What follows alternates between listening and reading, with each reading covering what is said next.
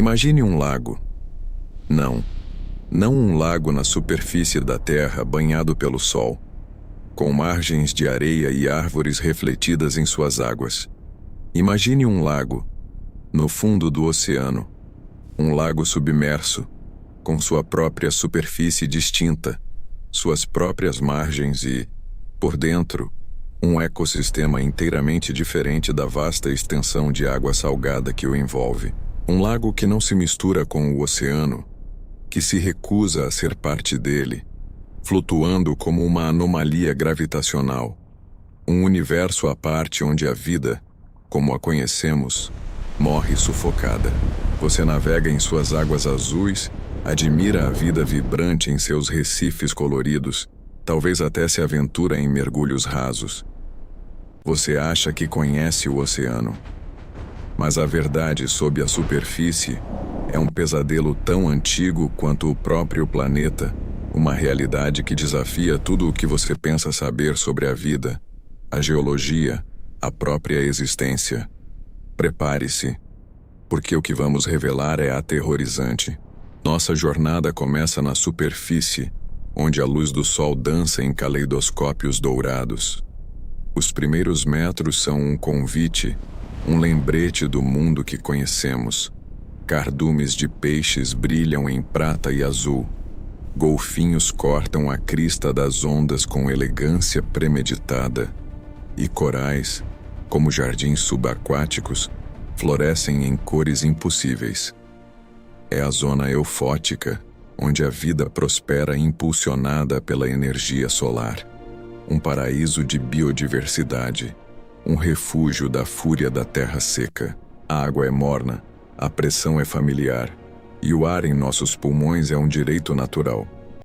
Mas essa sensação de segurança é uma miragem, um véu translúcido sobre um abismo. A cada metro que descemos, o mundo se retrai. A luz, antes um abraço cálido, torna-se um facho tênue, depois um sussurro pálido, e, finalmente, uma memória distante.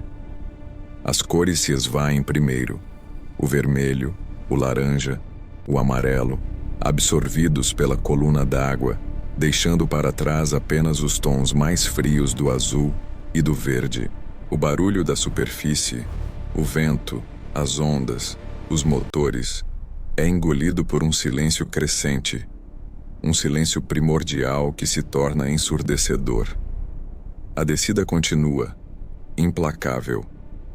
Atravessamos a mesopelágica, a zona crepuscular, onde apenas um espectro fantasmagórico de luz solar consegue penetrar. Criaturas adaptadas a essa penumbra começam a surgir.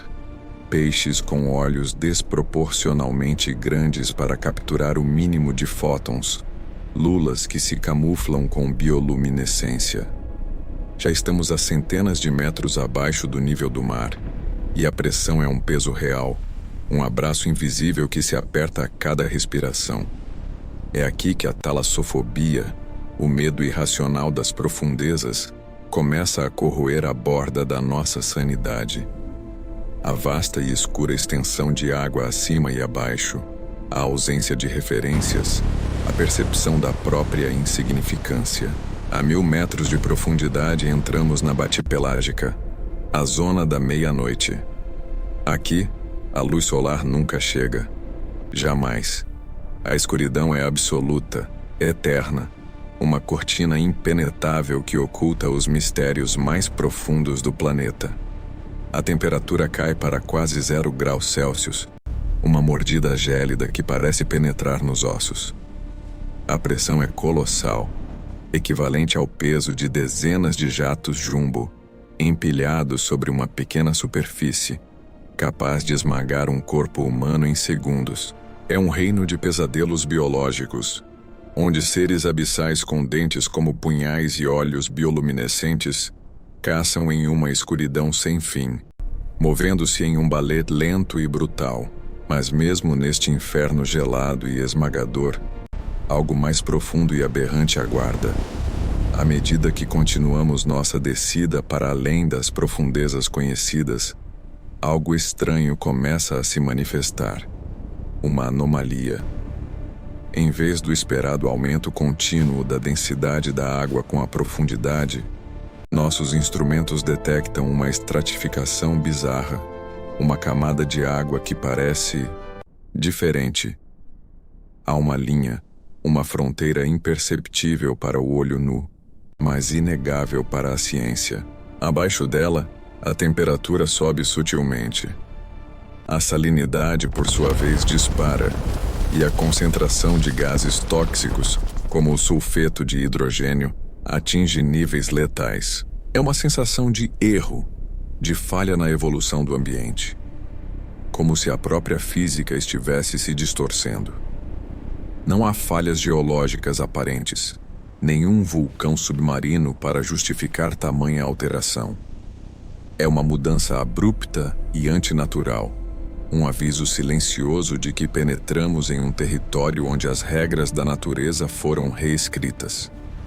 O oxigênio, vital para a maioria das formas de vida, está quase ausente. Um silêncio antinatural paira, mais profundo do que o da própria zona abissal.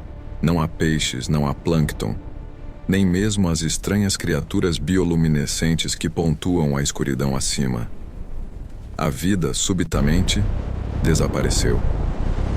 Estamos nos aproximando do chão oceânico, mas não é a paisagem que esperávamos.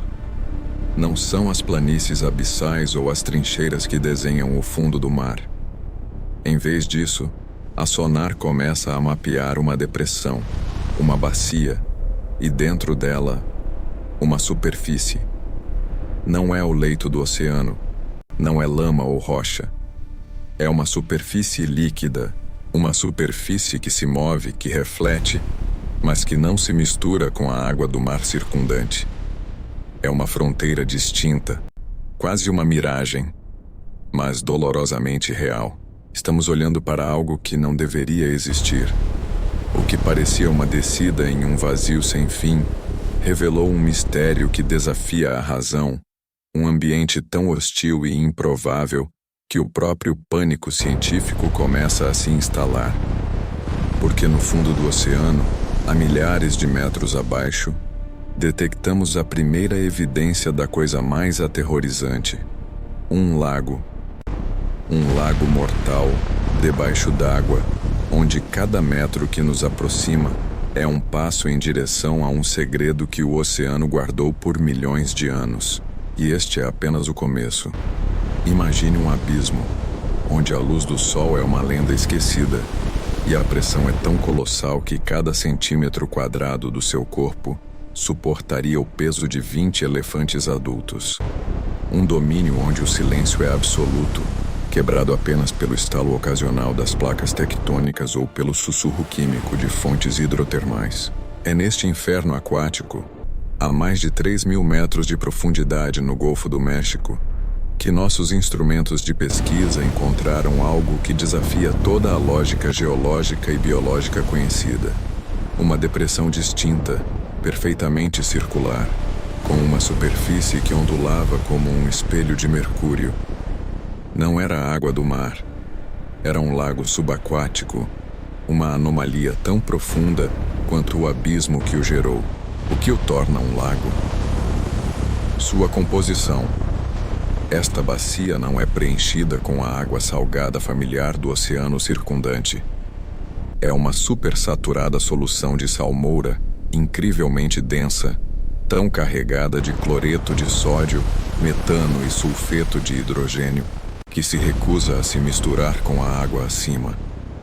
Pense nela como uma poça de óleo derramada na água, mas em vez de óleo, é um veneno. A salmoura é até 5 vezes mais salgada que o oceano normal e significativamente mais pesada. Por isso, ela se acumula no fundo das depressões, formando estas piscinas mortais com uma clareza e uma fronteira que são de tirar o fôlego e horripilantes.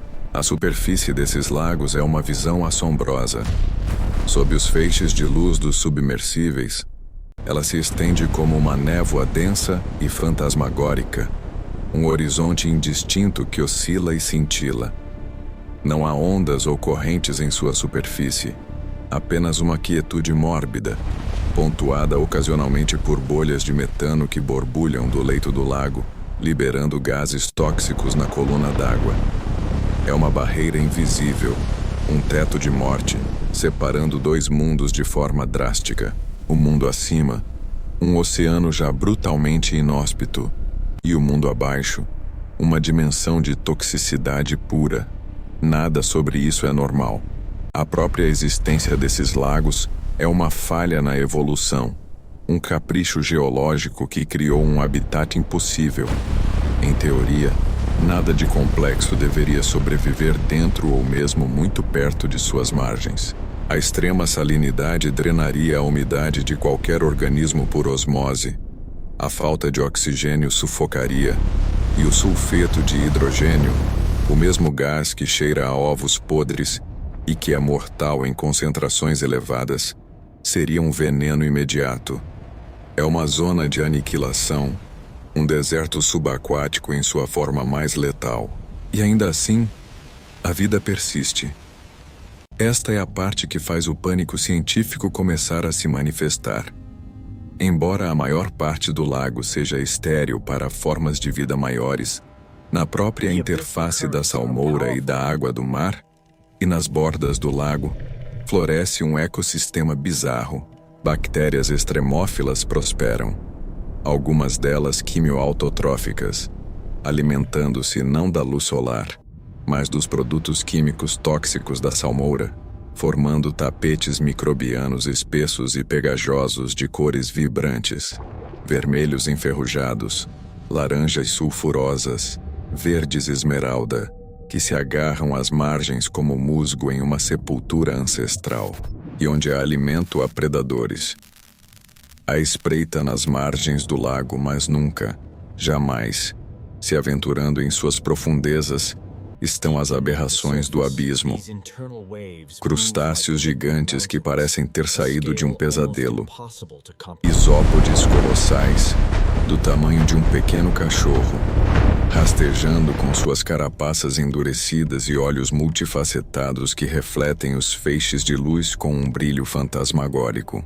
Caranguejos cegos com patas longas e finas, vasculhando o fundo em busca de qualquer matéria orgânica que porventura caia do mundo de cima. Enguias de boca cavernosa, tão pretas quanto o vazio que as cerca, com dentes como agulhas, deslizando através da escuridão, prontas para emboscar qualquer desavisado. Mas a descoberta que realmente fez a equipe de cientistas a bordo do navio de pesquisa prender a respiração, a que transformou a curiosidade em uma espécie de horror silencioso, ocorreu durante uma das explorações mais profundas. O submersível, um pequeno olho de metal e vidro contra a imensidão esmagadora, pairava a poucos metros acima da superfície cintilante de um desses lagos, batizado de Jacuzzi da Morte por alguns membros da equipe. Os sensores registravam concentrações de sulfeto de hidrogênio e metano em níveis que matariam um ser humano instantaneamente, não por minutos, mas por segundos. Foi então que a câmera principal focou em uma elevação no leito do lago, logo abaixo da superfície opalescente. Não era uma formação rochosa. Era algo orgânico, mas com contornos estranhamente definidos. Com a aproximação cautelosa do submersível, os feixes de luz revelaram a verdade mais perturbadora. Era um polvo, não um esqueleto nem restos decompostos, mas um polvo quase perfeitamente preservado, com tentáculos ainda curvados em uma postura que sugeria agonia, seus ventosas ainda visíveis, mas com a pele de uma cor acinzentada, quase petrificada. Ele estava lá, imóvel, suspenso para sempre em seu próprio sarcófago químico. Os cientistas haviam teorizado sobre a letalidade desses lagos, mas ver era outra coisa. O polvo não estava decomposto. Ele não havia sido devorado por necrófagos. Ele simplesmente parou. Era como se o tempo tivesse congelado para ele no momento exato em que ele mergulhou na salmoura. A alta salinidade e a ausência de oxigênio haviam criado um ambiente tão hostil que a decomposição bacteriana foi severamente inibida. Em vez disso, o corpo do polvo, saturado com a salmoura, havia sido mumificado quimicamente, preservado de forma grotesca, uma estátua da morte, um lembrete vívido e aterrorizante do poder aniquilador daquele ambiente. Os dados de telemetria explodiram no monitor da sala de controle do navio. O coração dos oceanógrafos batia com uma mistura de fascínio e pavor. Aquela criatura não se decompôs lentamente, desintegrando-se sob a pressão ou sendo desfeita pelas bactérias. Ela foi solidificada de dentro para fora. Era um momento de pânico científico absoluto. A implicação era clara. Qualquer forma de vida que caísse, ou pior, que tentasse entrar naquela piscina de morte, não encontraria uma morte rápida e simples, mas seria eternizada em um monumento de seu próprio erro. O lago não apenas matava, ele preservava suas vítimas, transformando-as em advertências silenciosas, congeladas no tempo, para qualquer outra criatura que ousasse se aproximar. A imagem do polvo mumificado tornou-se um espectro, uma figura de proa para a incompreensível hostilidade desses lugares. Não eram apenas lagos. Eram armadilhas evolutivas, onde a geologia do fundo do mar conspirou para criar um reino de pura aniquilação química. Um local que deveria ser uma aberração, uma impossibilidade. E lá estava, sob quilômetros de água, um segredo do abismo que se recusava a se encaixar nas regras da vida. Um lago que não deveria existir, guardando em suas profundezas silenciosas os ecos petrificados de tudo que ousou desafiá-lo. E este era apenas um deles. Quantos outros horrores a natureza escondeu em suas profundezas, esperando para serem descobertos? A resposta nos assombra. Descemos ainda mais. O que antes parecia um abismo impenetrável agora revela camadas de isolamento tão profundas que desafiam a própria noção de conectividade. É um lugar onde a luz solar é uma memória distante, uma lenda transmitida através de éons de escuridão total.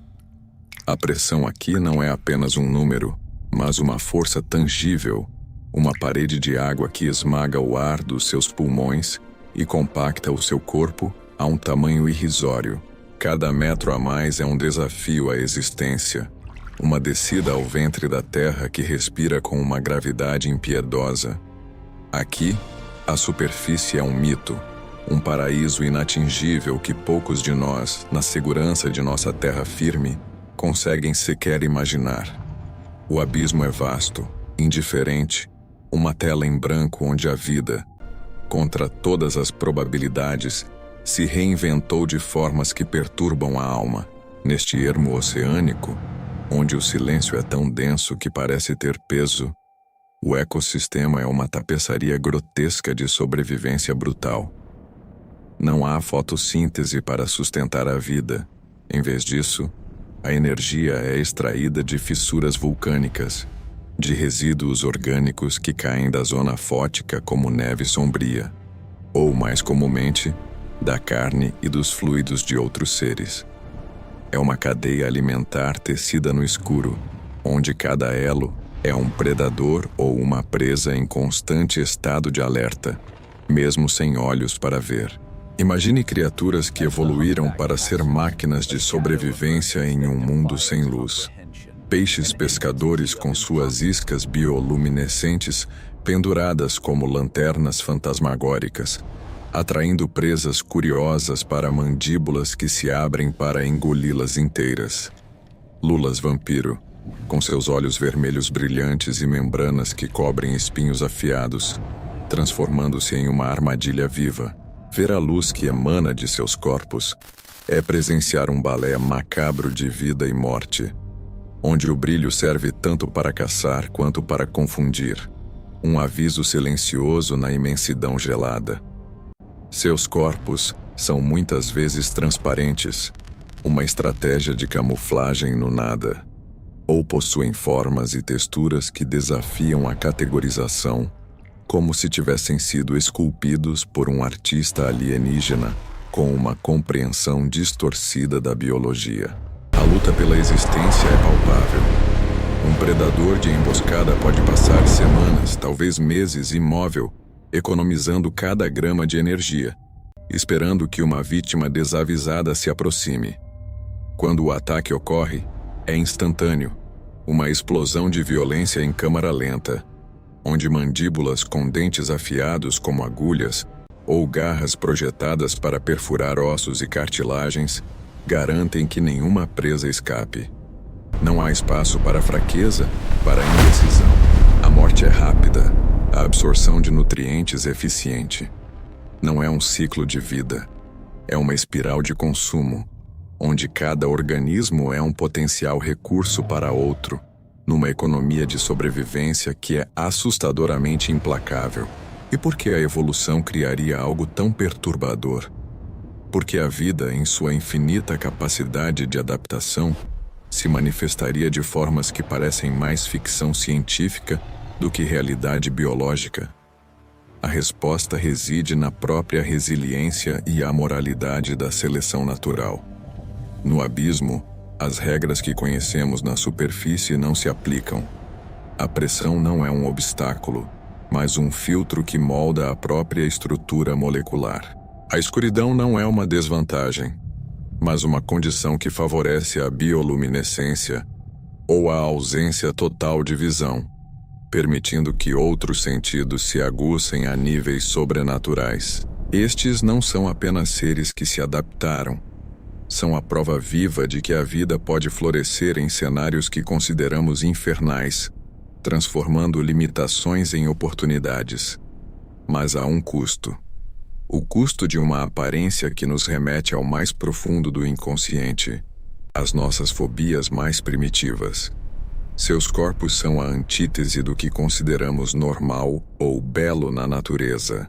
São alienígenas na Terra, criaturas que parecem ter vindo de outro planeta, de uma galáxia distante com condições ambientais completamente distintas. Se pudéssemos encontrar vida em um exoplaneta, é bem provável que ela se assemelhasse mais a essas aberrações abissais do que a qualquer criatura que rasteje, nade ou voe sob o sol da Terra. O pânico científico se instala quando confrontamos essa realidade. Se a vida pode se desviar tanto do nosso modelo padrão de existência, o que isso nos diz sobre a universalidade da biologia? O que isso nos diz sobre nossa própria fragilidade, nossa dependência da luz e do calor da superfície? Os lagos subaquáticos, com suas águas tóxicas e suas margens povoadas por uma fauna fantasmagórica, são microcosmos dessa bizarrice evolutiva, zonas de anomalia dentro de uma anomalia maior. Eles são portais para uma compreensão diferente da vida, uma que nos força a questionar os limites da adaptação e a natureza fundamental da existência. Cada descoberta nas profundezas é um lembrete assustador de quão pouco sabemos sobre nosso próprio lar. É um testemunho da capacidade da natureza de gerar o inexplicável, o perturbador, o verdadeiramente estranho. E cada criatura grotesca que emerge do breu, cada ecossistema brutal que desvendamos, serve para nos assombrar com a questão fundamental: o que mais está lá embaixo, escondido na escuridão, redefinindo o que significa estar vivo e esperando, silenciosamente, por um olhar humano para testemunhar seu horror? A resposta, nós tememos, é ilimitada. E a cada lago subaquático tóxico encontrado, essa certeza apenas se solidifica. A superfície é nossa ilusão. O abismo é a realidade. E no coração dessa realidade implacável, reside o fato mais perturbador de todos.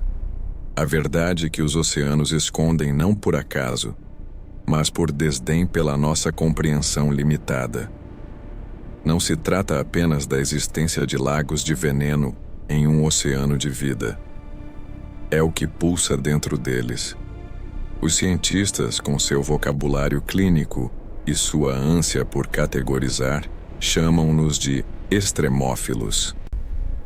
Mas esse termo banaliza o terror. O que encontramos nesses lagos subaquáticos, essas piscinas de negação biológica, são formas de vida que redefinem a própria essência da vida. Eles prosperam em condições que dissolveriam, desintegrariam e aniquilariam qualquer organismo que o Sol já tocou. Não apenas sobrevivem, eles dominam. Sua bioquímica é uma distorção perversa do que a biologia terrestre nos ensinou. São metabolismos que se alimentam não apenas de metano e sulfeto de hidrogênio, mas da própria ausência de equilíbrio, da entropia em sua forma mais letal. São engenheiros de um ecossistema da morte, vivendo em um estado de guerra química perpétua, onde cada célula é uma fortaleza e cada reação um ato de desafio contra a aniquilação. Alguns desses lagos são mais do que meras anomalias geológicas. São incubadoras, berçários de uma evolução que tomou um caminho que a humanidade, em sua inocência superficial, jamais poderia conceber. Se o fundo do mar é o lugar onde a vida foi forçada a se reinventar, esses lagos são os laboratórios secretos onde a reinvenção se tornou grotesca. São fornos alquímicos onde entidades nascem, cujas estruturas e processos desafiam todas as nossas suposições sobre a complexidade biológica. Não são apenas resistentes, são uma manifestação da talassofobia materializada, a prova viva de que o abismo não se importa com nossas regras, com nossa ciência, com nossa lógica. Eles existem para nos lembrar que há mais do que horror no escuro. Há uma inteligência sombria no modo como a vida encontra um caminho, mesmo que esse caminho seja através do veneno e da desolação. E a pergunta que nos assombra é: esses lagos são ilhas isoladas ou parte de uma rede invisível? Um sistema circulatório tóxico que permeia o subsolo oceânico, conectando abismos e alimentando uma realidade paralela? Pense nisso. Gastamos bilhões para enviar sondas a planetas distantes procurando por um pingo de água ou uma molécula orgânica, na esperança de encontrar qualquer sinal de vida alienígena. Mal sabemos nós que o mais alienígena e aterrorizante de todos os mundos existe bem aqui, sob o véu azul que nos ilude. Conhecemos a superfície de Marte melhor do que conhecemos 95% do nosso próprio leito oceânico. Mapeamos crateras na Lua com mais detalhes do que os vales e montanhas que se estendem por quilômetros abaixo da superfície que nos sustenta. Lá fora, no vácuo congelado, buscamos por ecos de vida distante. Aqui embaixo, em um vácuo líquido e asfixiante, a vida não ecoa. Ela rosna. Ela se agita em um silêncio eterno, observando-nos talvez. Sem curiosidade, sem julgamento, apenas a persistência fria e indiferente de uma existência que é mais antiga do que a nossa espécie, mais resiliente do que nossas civilizações. O que esses lagos guardam, o que eles alimentam, o que eles estão preparando em suas profundezas escuras, desafia a nossa capacidade de conceber. Eles são cicatrizes na face do nosso planeta, lembretes de que a vida não precisa de sol, não precisa de ar, não precisa de estabilidade. Ela só precisa de uma fenda, uma anomalia, um lugar para se esconder e evoluir em seu próprio tempo, sob suas próprias regras brutais. O abismo é vasto, mais vasto que qualquer espaço estrelado que possamos imaginar. É um cosmos invertido, um universo de escuridão e pressão, onde os princípios que regem a vida na superfície se desfazem e novas, aterradoras leis são forjadas. E a cada descoberta, a cada mergulho mais profundo, a cada amostra coletada das beiras desses lagos mortais, a verdade se torna mais clara, mais fria. Somos os estrangeiros, somos os intrusos, somos a vida frágil e dependente da luz. E o que espreita nas profundezas sem fim, nos recantos escuros e envenenados, não é apenas desconhecido, é indiferente. É uma escuridão ativa, um silêncio ensurdecedor, que nos lembra que a Terra não é apenas nossa. Há reinos dela que nos rejeitam, que nos consumiriam, que nos transformariam em nada além de mais um nutriente para suas realidades impossíveis. E nesses lagos, o abismo não apenas respira, ele pensa de uma forma que nunca entenderemos e espera. O que mais existe lá embaixo, observando de dentro de suas próprias prisões venenosas? Se você tem coragem de continuar descendo para o abismo conosco, para desvendar os segredos mais sombrios que a ciência ousa tocar, inscreva-se neste canal, ative o sino e prepare-se para encarar a verdade que reside além do que o sol jamais pôde iluminar.